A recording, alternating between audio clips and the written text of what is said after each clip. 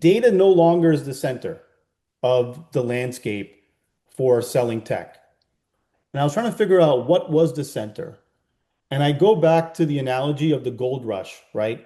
A long time ago, when people were traveling out west, they were looking for gold.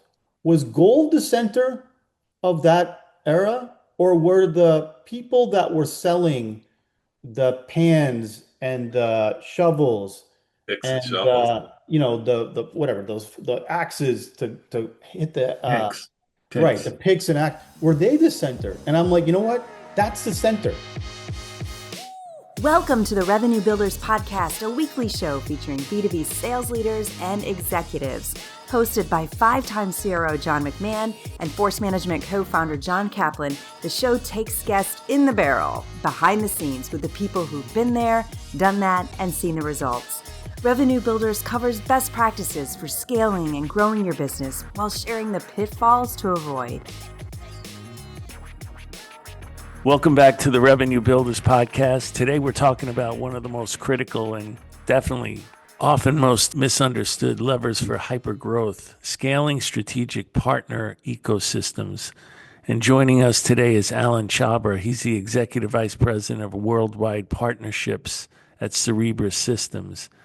Alan spent over 2 decades operating at the center of enterprise tech, direct sales, and global channel strategy.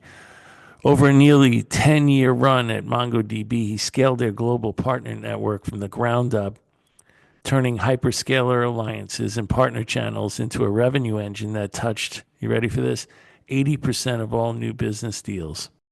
Prior to MongoDB, he ran a $200 million business at BMC Software. Alan holds both a bachelor's and a master's in engineering from MIT. He's now at Cerebras Systems, the company building the world's fastest AI supercomputing and inference platforms, and he leads their global partner expansion as Gen AI redefines the enterprise tech stack. So whether you're trying to align direct sales with partners, build hyperscaler relationships, or navigate revenue leadership in the AI wave, Alan has done it at the highest level. Welcome, Alan Chhabra. Alan, welcome back to the podcast. How are you today? I'm great, boss. I got two bosses on. I'm enjoying it already. There you go. Okay, so you left MongoDB, you went to Cerebras. Tell us a little He bit didn't about. leave MongoDB, dude. He sprinted to Cerebra. Okay, all right, you're at Is Cerebras. that fair? Let me put it into a different context. You're at Cerebras, and tell us about, give everybody a little overview on Cerebras, and congratulations on the IPO. Thank you. And tell us a little bit about your responsibility there. And then I'd like to focus on how the landscape in AI has changed for the role that you have at Cerebras. Yeah, I mean, I first of all, thanks for having me on, and it's my second time, so hopefully the first time I did a decent job, or you wouldn't have brought me back. So, thank you. I mean, I spent 10 years at MongoDB, as you know, and then prior to that, John, I got to learn from you in particular at BMC Software and Blade Logic. And Mongo was a phenomenal run. I got to learn from people like David Teixeira, Chip Hazard, um, Cedric Pesh. And when I was close to, 9 years, I started building a succession plan, like all leaders should, maybe even earlier than that. And when I hit 10, I wanted to take some time to do something new. And I asked Dave and Cedric's permission, and they granted it. Now, um, I remember you and others said, "Hey, take some time to really consider what you were going to do and jump into." So I was planning not to go back that quickly, but then, man, I ran into Andrew Feldman at Cerebras, and I'm like, "This timing is perfect." I So I remember that. joined. We talked about you taking some time, and then 2 weeks later, you made the announcement that you're working at But Cerebras. John, there I do listen to you, okay? Because Okay. you once No, told I'm me not saying you made a bad choice or you have to listen to me. the choice has been a good one, I just remember we talked about it. That's all. but there was a piece, I'm going to unwind that. There was a piece of our conversation that has stuck with me from that day, and I have told others, and it's about your kids, okay? Whatever you do in your career, maybe when you're younger, it's harder because you're still grinding and you're trying to put food on the table. Well, when you're a little bit older and you've accomplished things and you have kids, you said when you have a child for the first 18 years of their lives, you see them, spend time with them, they're with you 365 days a year. But after 18, you may only get 365 days of their lives to spend time with you after that because they go to Right. college and they have partners and they get married and they have jobs and they travel. So I have a 18-year-old and a 13-year-old.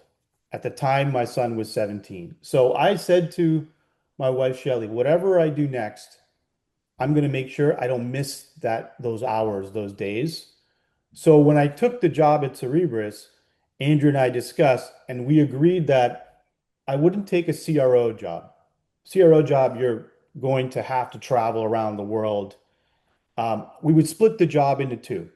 So I still could do what I wanted to do, which was spend time with my kids and help them and be them and help them get into college and go to their games. And I'll help Andrew find a head of sales, which you had on a previous talk, Alex Verrill, a very good friend of mine, ex MongoDB, ex Zscaler. We Yeah. decided to split the job into two, where both of us work for Andrew, where Alex gets to do what does very well, and I get to do what I do well on the partner side. So I did listen to you, except I did take the job 2 weeks later. No, it is a And, scary and an stat IPO shortly for people after. out So there well that done. for people out there that have young kids. I mean, it is a stat that you get 365 days a year with them when they're up until 18, and after that, you're lucky if you get an aggregate of 1 year in the Yes. rest of their lives, So, And I want him to remember the time we had. It wasn't just being like driving him to the mall or something. Like we've gone to World Cup games together. We've traveled to Europe together. Uh, and I want him to remember those moments so that when he comes back, we can do that. And hopefully one day when he does it, when he has kids, he remembers to do the same thing. I get it. It's hard to do when you're between 25 and 35 because you're grinding. You're trying to like put food on the table, they're trying to buy the house, they're trying to get a second car. But once I feel like you've made enough, you really got to reset a little bit and not just keep grinding because you could lose the purpose, which I think is family. So I listened to you. I listened to both of you guys about that. Alan, Hopefully. was there anything? There's such a great topic. We just came off another podcast dealing with something similar. Is there anything when you look back on it, you're fortunate enough to grind and get an outcome, get some great outcomes from the grind, and then be able to make some decisions.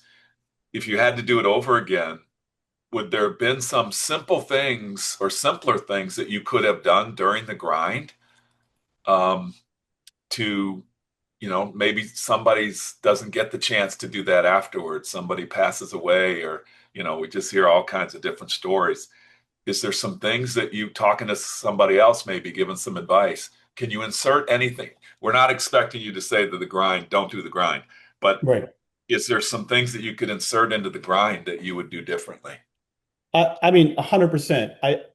Now, I think I may have started this a little bit too late, but one thing that I'm not ashamed to say is it's okay to ask for help, whether it's from a therapist, coach, family, wedding, marriage counselor, people like yourselves, both of you, people like Dave, who are maybe have already gone through that, and ask them and be vulnerable and talk about it.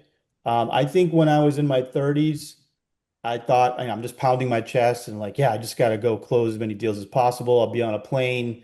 Um, if I've only slept 1 hour, like it's all right. I'll power through it. It's okay to have that extra scotch, at the restaurant. But I think when I started to like maybe have some problems with the wife and some of the kids, I took my stress out on the family. I think it was an awakening moment. So I think anyone who's going through it, it's common. It's okay to ask for help, and it's don't be ashamed to get professionals to be involved, especially for marriage or for just your own, like, if you're a salesperson, get a coach, ask a mentor. I mean, this podcast is a great example. Like you guys bring in all these experts. I'm sure all of them have gone through the same things that we have, and it's just share. Now, this is a elite sport, okay? Like if you're not going to excel, you're probably not going to last. So every athlete I know that's an elite athlete has a support cast. You need to build that around you. You're not, if you just go it alone, which I did between probably 30 and 40, and I just got angry at people because I was stressed or overworked, you're not going to be successful. So find that support cast. You got to find it. It's not, don't be ashamed to say, and if you build a good one, you'll probably excel even better and you'll save time. Instead of working 80 hours a week, you probably could be as productive working 50 hours a week or 40. Yeah. Good. Thanks for sharing that, buddy. Yeah, thank you. Let's switch gears and talk about your new role. So when you're at MongoDB, you had all the partners, hyperscalers, ISVs, resellers, consulting firms, all of it. And now the world's changed. You're at Cerebras, you're selling an AI chip, for lack of better This baby right here. description. There it is. Oh, Talk about how your role in this new world that you're in has changed from where you were at MongoDB and your huge responsibility that you had there. I think the waves, it's interesting, the waves of the industry that we're in tech, how like in the 2000s, the hot thing was storage and virtual computing and the beginning of cloud. And then in the mid 2015s, the data wave, like data was the center, whether it was observability or database like Mongo or data warehouse like the snowflakes of the world. And then you come across in the 2020 range between where we are today, the advent of machine learning and then the creation of, GBT. Like when that came out, it just flipped things on the head. And what really has changed is the stack, the landscape. All right, when I was at Mongo, I think you brought me in. I don't know, either you or Dave. I'm going to say you I brought me did. in. If Yeah. Dave's there, I'm going to say Dave brought me. When you guys brought me in Well, college, he hired you, but I brought you in. I know you did. I know you did. I didn't really understand the open source database world, but I knew that's where the center of the landscape was. So when I joined, we built a partners program that would get other people to sell what we were selling to help our sales force. And at that point, the hyperscalers were really important and Yes. system integrator. Hyperscalers wanted to offer open source database as a service. System integrators wanted to write applications or modernize legacy applications. All right, so that was the whole thesis, and we did a pretty good job at that. By the time, at least when I left, at least 50% of the revenue that MongoDB had went through a cloud marketplace, and I think 90% was touched by partners. So wow. the company, obviously it's over 2 billion in revenue now, phenomenal company. When I decided to leave and then got this opportunity at Cerebras, what my thinking was the world is changing. Data no longer is the center of the landscape for selling tech. And I was trying to figure out what was the center. And I go back to the analogy of the gold rush, right? A long time ago, when people were traveling out west, they were looking for gold. Was gold the center of that era, or were the people that were selling the pans and the shovels Picks and and shovels. the whatever those the axes to hit the Picks. right, the Picks. picks and act, were they the center? And I'm like, you know what? That's the center.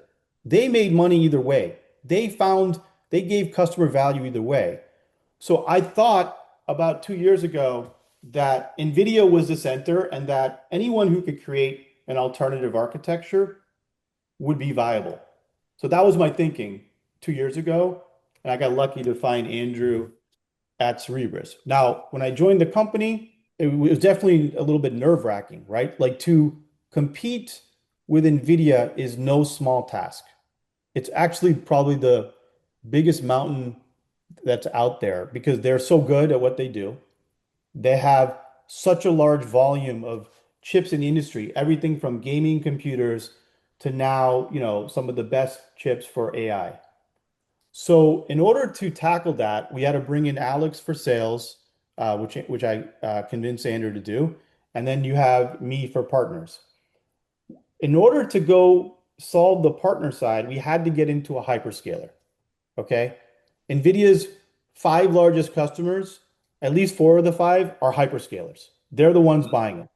Cerebras at Mhm. the time, we had a great customer, G42, which is a smaller kind of neo cloud, but we were not in AWS, Azure, or Google. We were not. We were not in Meta either. So, okay, the easy thing is, Alan, just go. You build a team, work with Andrew, get us in the hyperscaler. We have a phenomenal board. You've spoken to some of them like Lior Susan, um, Steve, and Eric Vishra. Like these guys are phenomenal. But it wasn't that easy. So I had to figure out the landscape first. So what people don't realize in AI is the landscape is completely different than what it was in 2015 with data. The landscape for AI, if you think of a pyramid, at the top is the consumer. Okay? Like we're at the top. We're using AI every day. But there are consumers that are willing to use AI at home. There are consumers that are enterprise, large enterprises, banks, pharmaceuticals, automotives. There are consumers who care about sovereign. They need their data to stay in their country. And it's really important that we bring that up. So the top of the pyramid, you have the consumers, us, people, but there are different types. Um, at the bottom of the pyramid are actually countries and land. Countries and land, the United States, the UAE, KSA, obviously in Asia, China, Europe. That is literally the foundation of the stack. So in order to crack into hyperscaler, you have to understand all the rows of the triangle. I would Now, argue would you put them there because of the regulation, or what makes them the foundation of the stack? the land, they have access to create easy ways to get power and water, Power, yeah, and then minerals, okay, which are all needed for the second row. So the second row is creation of power, different types of power, nuclear, solar, wind, obviously, fossil fuels. Okay. Then you have the creation of things you need for computing, water, obviously, access to water. You need that for new types of compute. And then minerals to create, for example, silicon. Okay. yes. So you have to understand like countries and land, and then you have to get access to power, water, minerals to create the next row, which TSMC has done a phenomenal job. The fabs, the people that are going to create silicon chips for the industry to run AI. So TSMC, I would argue, is the dominant player in that third row. Then you go one up above that, and you get to the juggernaut, which is NVIDIA. All right. So NVIDIA is creating all types of chips, but GPUs are the ones that are most popular for AI. And then you have the people that are competing with NVIDIA. You have Cerebras. You have Meta creating their own AI chip. You have the hyperscalers, whether it's Trainium for AWS or Maya for Microsoft or TPUs, TPCs for Google. And NVIDIA is the dominant player there. And they've also NVIDIA acquired someone who we used to compete with in Grok. And there's a company called Sambanova. But Cerebras plays there. All right. Yeah. So then these chip providers are building infrastructure that then can be used along with the power and the water and the minerals to create data centers. That's the next row of the stack. So some of the largest data center builders are like Holder or Turner. And these are companies building data centers at scale or potentially retrofitting existing data centers. Because I keep bringing up cooling like water, like old ways of handling AI computing doesn't work anymore. Air conditioning is not the way most AI computing will be cooled in the future. It'll be through liquid or water. So data centers have to be built to handle that. That's why you hear stories about what's going to be the most popular job in the future. The plumbers could be the most Yeah. popular, right? Because you got to run all that piping for the water, or you have to retrofit existing data centers. Then we get to the hyperscalers. They're not the bottom. So John McMahon, when we were at Mongo, when I was at Mongo, the hyperscaler was the bottom. At the bottom of the stack, it was the hyperscaler. Hyperscaler are now one, two, three, four, five levels up. Okay, because hyperscalers will contract third parties to build out data centers. They will retrofit their existing, and they have AWS, Azure, Google has data centers all over the world. Then you also have colo providers. Colos are actually people thought they were all going to go out of business. As soon as AI hit, they're now peaking in demand because you Like the core weaves. the core weaves would be the third, John. That's the neo clouds. Okay, so Okay. you got the hyperscalers in that row. Hyperscalers, colos, which is just I'll give you space. You could be a bank, you could be a Bitcoin mining company, or you could be someone who wants to create a cloud, which would be the neo clouds. Okay, Okay. the CoreWeave, the Nebius, Cerebras has our own cloud too. So we are not only a chip provider, we Mm, have our own cloud. I didn't know And that. so we fit in the chips area, we fit in the neo cloud area, and we are now in we are going to be in AWS. The contracts are signed, so we'll be in a hyperscaler as well. But then you're like, okay, Alan, you haven't brought up OpenAI or Anthropic or Meta or any of these guys yet. They're the next level. They're not at the bottom. They're a huge component, but the people that are building models every day. Obviously, OpenAI and Anthropic are the biggest and probably most popular. But then you have the open source models, whether it's from Meta or from the Chinese, right? We have the Alibaba models. And then you have smaller, like US companies like RC that are writing models, like these open source models. So that I think people gravitate to, well, AI is about the models. You got to understand the full stack Yeah. before you can figure out the partnerships. And then it doesn't end. Okay, above the models, the models are served in the hyperscalers on the chips through the power and cooling and minerals that TSMC is also creating chips. And then you have with the countries. Above the models, you have ISVs, software companies that are using AI to get ahead.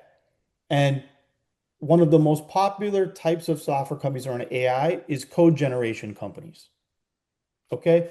So these companies like uh, Poolside or Cognition or Cursor, they have taken AI models and created code generation platforms so developers, which we have so many in the world at the top, can use the AI easier. Other types of ISVs are agentic, like they're building agents. So instead of having to go to a lawyer, you can go to a software company that has lawyer agents and that can analyze your documents for you. So you have this Like whole layer Harvey. of software companies that are Hmm. coming. And then that's where companies like MongoDB and Datadog are also injecting AI into their stack to make them more relevant in that layer. And then only then do you have system integrators. Okay, I used to have system integrators way at the bottom of the stack where I would be all over them earlier along with the hyperscalers, but they're now even higher in the triangle, the pyramid, because they're the ones that are helping customers write applications, develop applications with AI. But in many cases, they're also becoming less relevant because AI is replacing them. So there is a little bit of a conflict there. And then finally, you get to the customer, us, enterprise customers, ISV customers, B2C customers, sovereign customers who want that part of the pyramid in their own country, which brings us back to the bottom. So in order to crack into the hyperscaler at Cerebras, I first had to like kind of figure this out with Andrew. And then if you figure out the landscape, and I recommend anyone who's a partner leader in AI, you need to figure out your own landscape. Only then can you go crack into one of the rings of the pyramid. Holy Where are you smokes, that was putting, a where you, master class, bro. yeah, very well done. Very well done. Where do you have to spend your time right now? Okay, so the good news is within the company, we've got a great COO, Dheeraj, who's working on building out our own Neo cloud. All right, so we have our own cloud. We're contracting data center space with the colos. We're building out our own space. We're using telco data centers to build out our own cloud. My job in particular is to get into the hyperscaler so that they can use Cerebras in their own cloud to even build more capacity for Cerebras around the world. Remember, why do people want Cerebras? Okay, I didn't even go through that. They want fast inference. In the old days of AI, people were making money in AI because they were selling training of GPUs, training of models on GPUs. Mhm. Training alone, there's little ROI because no one's actually going to use the model until you get inference. You ask it questions. And today, what you've seen is people are asking AI models so many questions. They're asking in the form of not just text or pictures or PDFs, but also with voice. The interaction with AI has to be millisecond response. You need to have ultra fast AI. So this chip, the way it was architected, it is in many cases 10 times faster, the AI on this than on anything on GPUs. So if you're a hyperscaler and you're trying to win more customers over your competition in AI, why wouldn't you want to bring in Cerebras? Because we can give you 10 times faster performance for inference. So I spend 99% of my time trying to get in as deep as possible into the hyperscalers. Can I ask you a Back to what question on this NVIDIA one? has five big customers. I want those same five customers as well. Can I ask you a question about the politics of that statement?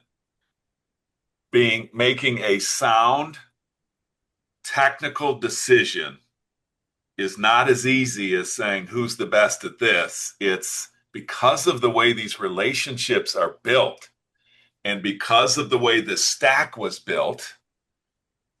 How do you run into that? Like, well, we'd love to use your chip, but we started and they're a big customer of ours and they're on our receivables for this and we're on their receivables for that. How have you navigated all this? Because it's not just the best technology wins, correct? Or is it now? 100%. So this is where I think some of the lessons from MongoDB come into play. So at MongoDB, we had a challenge with the hyperscalers. At the time, for folks who are listening, who are in the data space in the 2015 to 20 area, they'll know what I'm talking about. For folks that weren't, it's okay. But the hyperscalers were offering their own open source data as a service. And they were bringing in all the open source players like MongoDB and Elastic and Redis, and like things like Databricks, like Apache Spark. So we had to convince the hyperscalers, do not use our open source alone, partner with us and sell our enterprise versions. And it was like a lot of creating FOMO amongst each other, like, hey, you could have our entire sales teams backing you, or we could compete with you. So which hyperscaler wants to get with us first? And at the time, we got Google first at MongoDB. And then quickly, when we were competing with Google with the other guys, AWS was like, yeah, we want in. And then we did a massive partnership with them. And then Microsoft as well. So same thing here, right? So if I unwind your question, cracking the hyperscalers is extremely political. First, they have deep relationships with NVIDIA, deep. And they don't want to upset the supply chain they have with NVIDIA. Second, they're not stupid. They're creating their own chips. Okay, like I mentioned before, they have their own AI chips. They're becoming, they want to be more relevant in the stack. Not only are they just cloud providers, they're writing their own language models, even though they're partnering with Anthropic and OpenAI. They're creating their own models and they're developing their own chips. So AWS has Trainium, Microsoft has Maya, and Google has their TPUs. And like, so number one, they have deep relationships with NVIDIA, and they don't want to upset NVIDIA's, because if they somehow their supply gets disrupted, that's a big problem. And Second, when you say that, because there's a shortage, and if NVIDIA says, okay, well, we're going to put you on the slow boat, yeah, yeah, it's a lot exactly. about supply and demand right now, right? NVIDIA's not perfect. I mean, NVIDIA has the same, like they can't make enough of what they Right. want. Like no one can, right? So you have to kind of understand the politics of there. So they want to keep NVIDIA as a good partner. They're not stupid. They're building their own chips. And then you have this competitive advantage, Cerebras, that comes into the fold. So what we decided to do with AWS is come up, and this is a lot of like kind of what going back to MongoDB, where we came up with a joint offering where they still were selling Mongo, but we were working on it as an OEM platform. Our sellers were compensated to work with them. Their sellers were compensated to work with us. In this model, we use technology a little bit differently, where when you go to AWS in the future and want Cerebras, the architecture is a combination of Trainium plus Cerebras. Trainium for input of tokens, Cerebras for output of tokens. Trainium for a prefill, asking it, prefill, and Cerebras for the decode, the answers. And that architecture still is just as fast. It leverages AWS's own IP, which is Trainium, and it's probably even better for price performance. So when I work with these phenomenal leaders at AWS, like Peter DeSantis and Dave Brown and Ruba Borno and Prasad, who runs data center, they love that architecture, right? Because it is using their own IP as well as ours. It's competitive to GPUs, NVIDIA, but they're not just like bringing in another third party. We're almost working in tandem on the architecture. So it worked. So AWS signed a big deal with us, and we're rolling that out. And that's all public this year. So we had to understand the politics around it. You can't just like walk in and be like, hey, I have a faster widget. Why don't you use it? I Right. think that's hard to do at AWS. You really have to kind of come up with the angle that they're going to buy into. That's a win for them long term.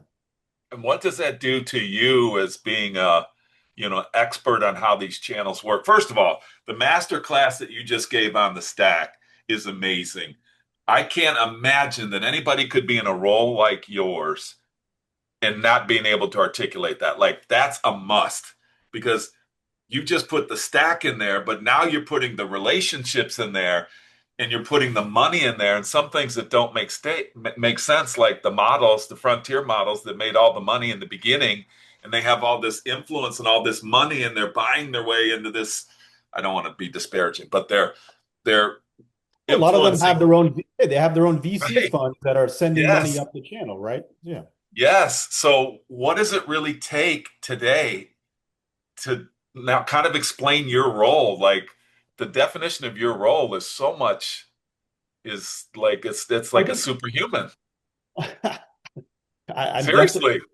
John McMahon. He'll tell you I'm not superhuman, but I do But he like. always has been a master, like even going back to MongoDB for the audience, AWS, for instance, had a competitive product and they wanted to come right after MongoDB. And he went and did a big deal with AWS where they were selling MongoDB. So Alan does go into these sales situations very strategically. He doesn't just show up and throw up. He's knowing exactly the angle he's going to take when Well, he comes in the door. it's the hashtag of co-opetition. Like you have to be a student of you started this conversation with landscapes, and I think that's so appropriate.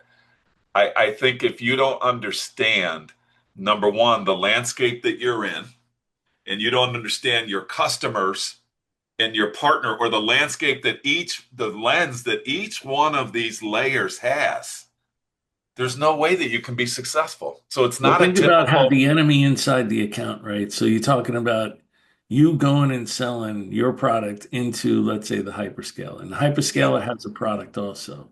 So someone inside that hyperscaler is essentially your enemy. and they'll politically try to do anything to kill you off, to not allow you into their company, right? So you're going up against that. Talk about having to get strong champions and how to neutralize enemies. There's a master class right there. Well, your champion in one situation could be you're an enemy in another, and that's just reality, Right.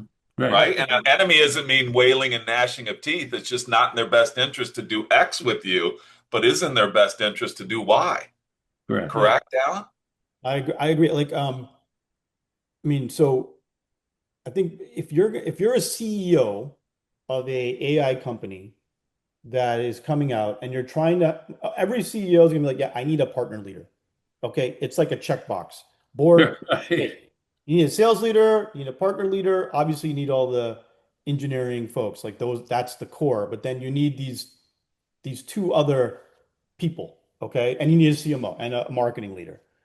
If I'm a CEO of an AI company and you come across a candidate, the candidate you should first ask, tell me about the landscape of my business. Yeah.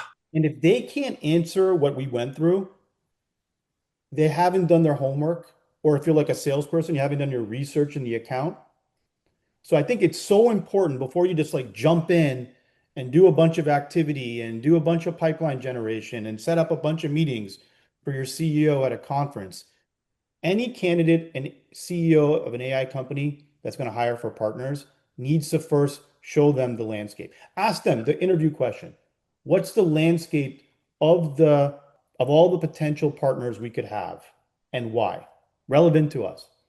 The second test I would give anyone, give me the org chart, not like all 20,000 people, but at the top level, show me the org chart of the number one partner you're going to work with at our company.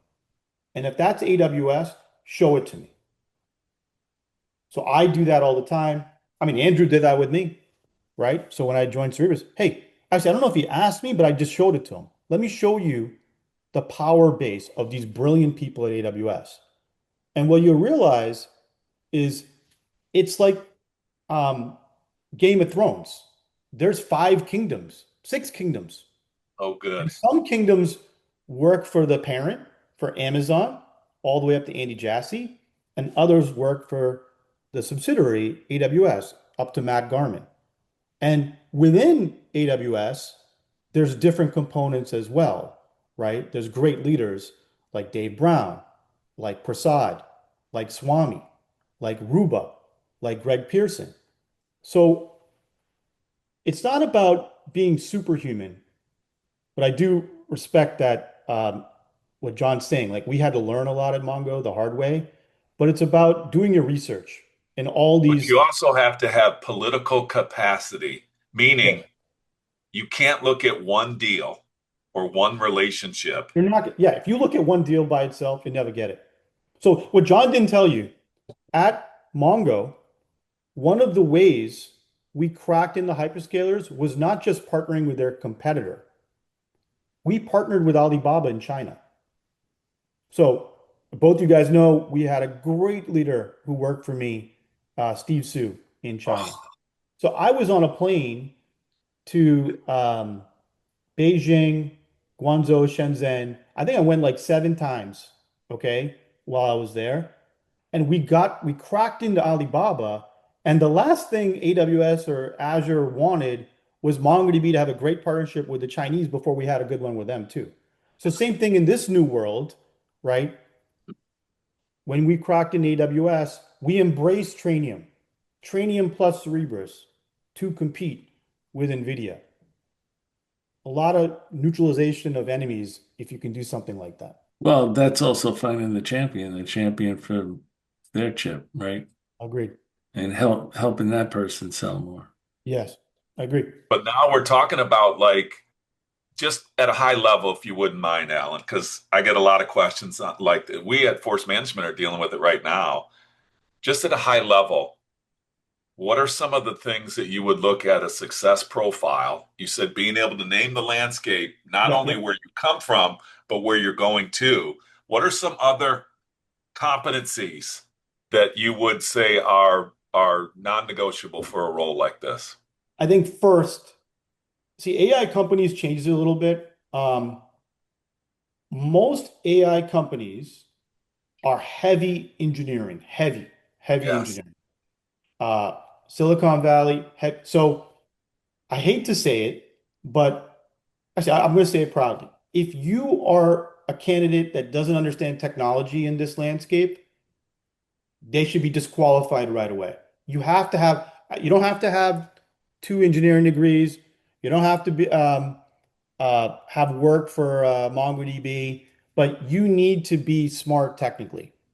Anyone can go, like you were saying earlier, can go play around with AI at home or use OpenAI all day and some of the advanced features. So the non-negotiable thing, especially with the landscape of AI CEOs, deep engineering CEOs, deep founders, you better have some technical background. You could be a mechanic. Hey, I work on cars all day. I understand. Or, hey, my father-in-law has an HVAC company and I helped him for a bunch of summers. You know what? That's actually relevant. You understand piping, cooling, water. But that is the non-nego number one. I hate to say it because we used to be like, hey, we could teach some of that as long as they were smart IQ. But because the DNA of these AI companies is so engineering, if you come in without Their some, resting state. It's their natural you'll resting state is an engineering conversation. you'll be Yeah. considered the stepchild. Okay, so that's number one. All right, that's the first. The second thing is, it's like you don't have to know every like, oh, I have a great Rolodex, but you better have understand the landscape, like we spoke about, the org charts, who are the players you can pin against each other from a FOMO perspective. So that's obviously comes from IQ and smarts, but a CEO can easily ask someone on a call. If they just name drop four people, anybody can do that. But if they go through the exercise we went through and they showed the org chart, which I always show on when I used to interview for jobs, and then when show the pyramid of the different power players, that's number two, non-negotiable. Number three, and this I truly believe, has that leader ever pipeline generated in the Yeah. last 10 years? Yeah. And people were like, Alan, you pipeline generate? Of course. I'm trying to get meetings for my CEO with some of the most powerful people in the world in tech every day. And I don't just like say, hey, some of the guys on my team, you go do it. I do it. I do it through LinkedIn.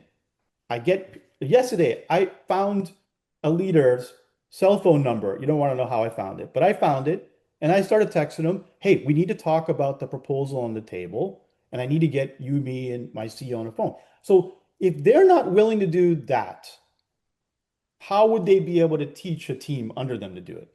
Or not willing, but able. Able. Yeah. There's a skill to it.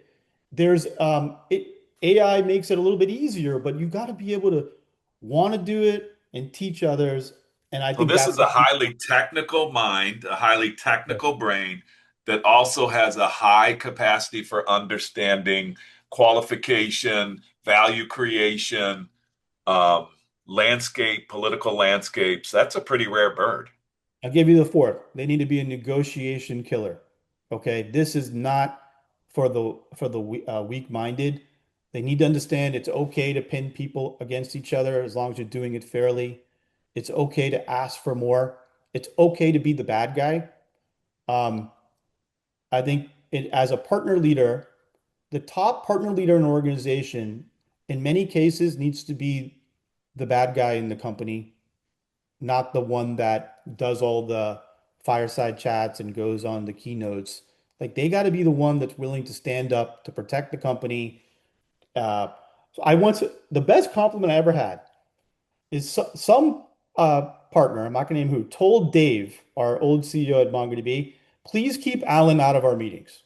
Consigliere or whatever they call it, the mob. Because every time he comes into the meeting, makes us do something crazy. And I'm like, so so like sometimes a partner leader needs to be the one that is not the most, they have to be respected, but they have to ask for the things that no one else is willing to. Now, I think the first thing isn't hard to find, the first one, but you got to factor in, they got to have some technical background to be able to stand up to folks in an engineering company in Silicon Valley. I think the second, third, and fourth are the harder things to find, but they're out there. They're 100% out there. And I mean, I'm a friend of force management. Anyone can ping me or through either of you, and I'm happy to recommend folks because they are out there. Um, and some of them maybe have only done it for 4 or 5 years, but they're hungry and they're willing to work hard. And I think CEOs just got to think about it smartly. Don't just get the someone who has a fancy title at a company for 20 years. Or has been in the partner program for years doing a great job, but it doesn't mean that that's the same game as what it is today. So that It's was not the same game. masterclass number 2. Thank you, brother. That was amazing. Well, thank you. Well, it's also have they opened up an account, right? So there's plenty of people in the partner programs that are just relationship people in accounts that someone else opened up years ago, and they just Yes. maintain relationships. They never really opened up a door before. Yeah, I mean they're just kind of harvesting. Uh, Yes. Now the good news in the AI space is most of these partnerships are not open, but the bad news is, to your point, it's hard to find people that want, okay, if you've opened up some tough partnerships in the past, it's a grind and it can wear on you. So you got to kind of find people in their career that want to do it again, right? They're not just like coasting. I personally find it exciting to open something, and I get a little bit bored when it's, you know, kind of sailing smoothly. So you just got to find the right. I mean, a lot of salespeople. I don't know if John thinks so, but I used to be mostly sales, and I said mostly services, and then sales, and then partners. Because Dave told me I had to run partners, and I was like, fine, I'll do whatever you tell me. But I loved it. I enjoyed it. So you just got to find the right people with the DNA that we have here on the call. But also told Guys, you could not to we get the talk? attention of the rest of the sales force with that WD-40 presentation you Oh, did. yeah, well, yeah, you have to have good coaching when you do your keynotes. So I don't do, if John said, I don't do keynotes like publicly, like to a third, but sales kickoff, those are the keynotes I enjoy doing to get Yeah. the sales guys like to really start getting hungry and sweating and ready to go.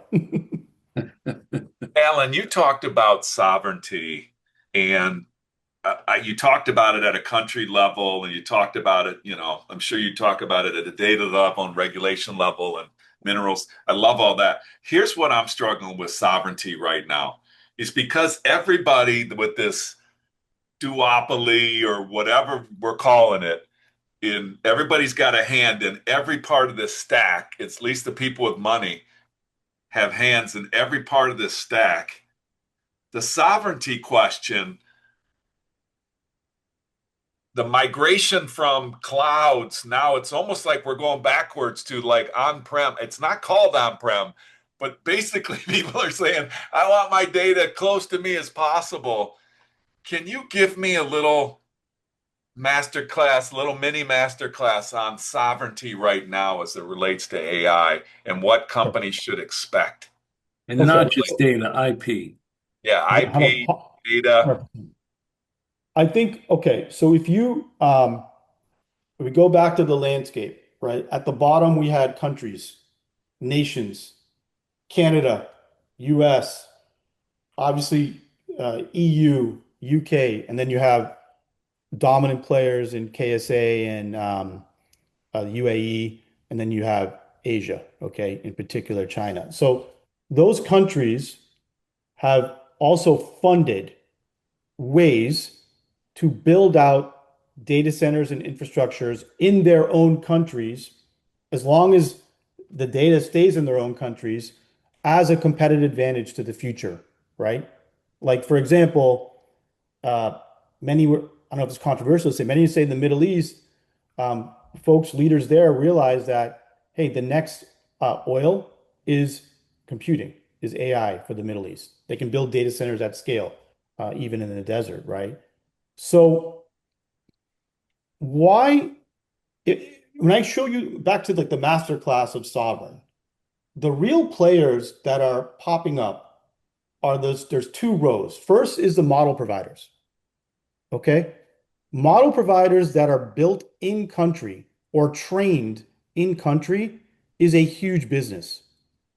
So I mentioned um, OpenAI and Anthropic, US type model providers, Meta. Okay. Well, Canada has Cohere.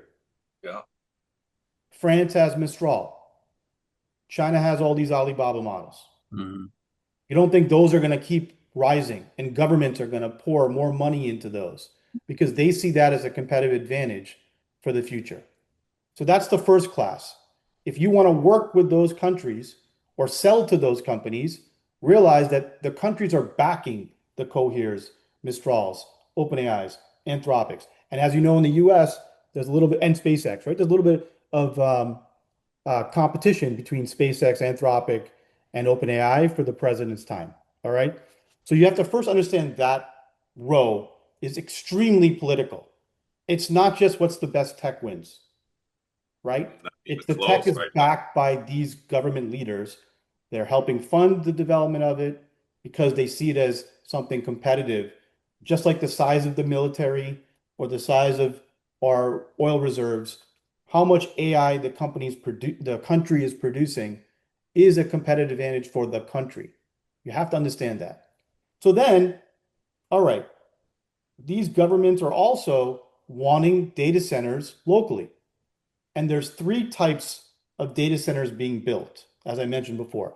The hyperscalers are building their own, and they're using third parties like Holder and Turner to build them. And then you have colos that are using Holder and Turner, like uh, Digital Realty or Equinix, that are building more like staging facilities that you can build a cage and put stuff in. And then you have neoclouds. So neoclouds are loving the sovereign concept because they can move the fastest. They're the newest. They're the most agile. So if a country like Switzerland has a sovereign AI initiative funded by the government, a neocloud could swoop in and say, I can win that business, build a data center or partner with one of these parties I mentioned in Switzerland much faster than anyone else. And poof, you get these like $100 billion deals around sovereign AI for countries like Switzerland or Germany or parts of Europe. But it first starts with the governments. They're the ones that see this as a competitive advantage. They want the data in country. They want the AI being built there, and they want the data centers there. Okay, but so let me make sure I understand. So Mistral's in France. That's a neo cloud. Mistral is the model.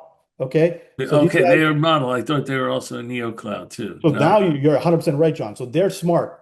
They're right, not going to rely right. on third parties to build out clouds for them. So they have a dual strategy, similar to Cerebras. We have our own cloud.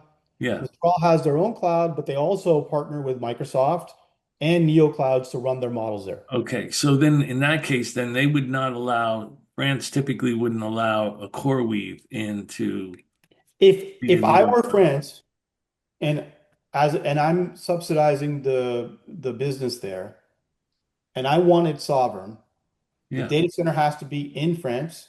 yeah. And let's be realistic, the models that are built in country are going to get a leg up. So in that situation, Mistral may and I don't know for a fact, but like OVH, all right, or Orange Hmm. in country clouds may have a leg up than a CoreWeave, which was started out of the US, even though it's heavily Right. partnering with GPUs. Because there's a bias against other countries coming in and they're worried about any type of IP for based upon their model. Yeah, Right. and like, I just don't understand how they're going to keep up with some of the giant frontier models in the US well, that's the dilemma, right? or So even in China. in the end, the customer matters the most, right? So if the models are horrible, or Then how do we get the customers? Yeah. like people are Well, using OpenAI in France Just today, the and amount of money that the frontier models in the US are throwing at technology versus that's what's the thing for happening me. in France, like Mistral. I mean, what are they throwing? A couple billion or something, maybe? Nothing I mean, like what I US. think that's why the US, these two models, Anthropic and OpenAI, is still leading. Yeah, Well, 100%. here's the problem I see with it is now you have these frontier model companies that are, it's very strange for me because they're the first one raising their hands to say, "Hey, we got a problem with open source." When I first started thinking about like open source, it was like, "Oh, that's going to be a bad thing for like data security and sovereignty." And then all of a sudden I started to think, well, the people that are telling us it's a bad thing are the ones that have the most to risk, and they're the ones trying to get the government to make all this recommendations against Anthropic and OpenAI are like they benefit from the most from government regulations of Yes. non-open source. So Anthropic's the I'm worst. working I'm working my way through that. But the next layer that I'm trying to figure out, if I'm a company today, Alan, and I'm working with these companies and I'm bringing the parts of these stacks into my company, how about the sovereignty of the IP and the data from a company perspective as it relates to, protection of that, like not getting out into the wild. Like If you're I want to, yeah, so if you're an enterprise customer using AI, yes. yeah, no, I mean, I think, What are your recommendations there? Meaning, I mean, where Johnny's going is like you have very deep domain experience inside your application or your software product, and you're now utilizing frontier models in your product. yeah, What's keeping them from stealing your IP? I think there's a trade-off here. I think folks like software companies, like, I mean, great ones like MongoDB and Snowflake and Datadog, they err more to the side of innovation. Yeah. We need to get out fast. We need our developers to be able to use code gen faster without losing, with the risk of, yes, there could be some IP risk. And I actually agree with that because the risk of going slow and waiting is existential. Your software company could be gone if you wait. Yeah. If I'm a software company, I go on the side of innovation every time for AI. Every time. Use it, plug it in. Um, you take some chance. Now, an enterprise company like a bank, I would go on the other side. Would you say the same thing to Figma? Well, I mean, Figma's in a different, I mean, I got to be careful what I say about Figma, but look, Sorry, but I'm just saying it's like that. they're a great That's an company. And example for me. That's kind of an well, example remember, for me of, Figma on the other hand, I mean, this is where either you use AI or you get gobbled by AI. What are you going to do? Right? I think that's a general statement, whether it's a Figma or a MongoDB. I think MongoDB is smart. Okay. Hey, we're going to use AI where anyone can install a MongoDB with AI. Brilliant. But you still have the database that you can sell them, right? You just can't sell yes. them any implementation services. That's a smart use of AI. Figma, obviously, if it's going to be gobbled by AI, I would get ahead of it, like a lot of software companies. I think the enterprises is where I would err more to the sovereign, protect data story and get it right before you go all in. And that's why, if you notice, the spend in AI is much larger by software companies and much more delayed by the traditional enterprises. Yeah. And that's why you see even salespeople. So you guys obviously talk to more sales leaders than I do, but I still keep close with many of my friends, including obviously Alex here. Most sales leaders today, probably at least in the AI space, are selling to software companies more than they used to versus traditional enterprises because of Yes. what I said. In the, 10 years ago, it was the opposite.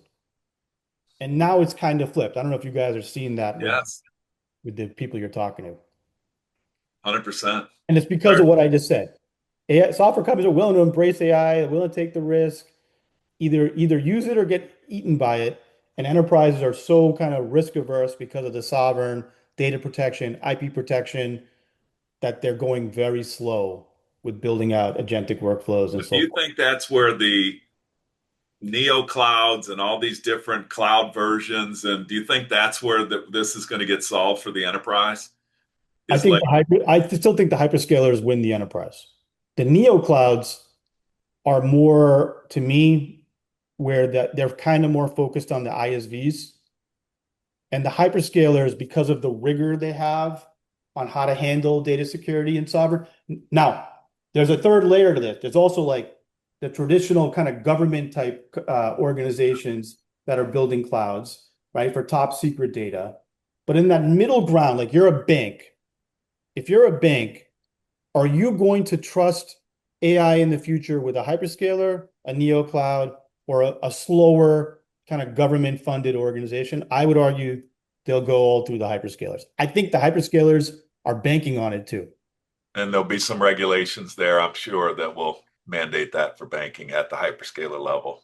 100%. I mean, this is where when we were at Mongo and we were selling, I remember even, I mean, it feels like eternity ago, but we remember like John McMahon, the banks don't want to move to the cloud.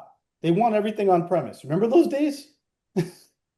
And like, so They're we were like, slow all right. movers. That's all. And that's Yeah, typical in any time you sell a new technology. They're always the last to move. I mean, Biggest uses of the government and mainframe. insurance companies are the last to move, but once they went, they go. Then they go big. then it's like giant deals. I think that's coming. It's just I haven't seen it too big yet. I've seen it with the ISVs, no doubt. Yeah. Excellent, Alan. 3 master classes in an hour. My man. The man. Holy smokes. The myth and the legend. There he is. Amazing, Alan. Well, I want to be invited a third time. You're gonna be, bro. We'll get you back, brother. But Alan Chhabra.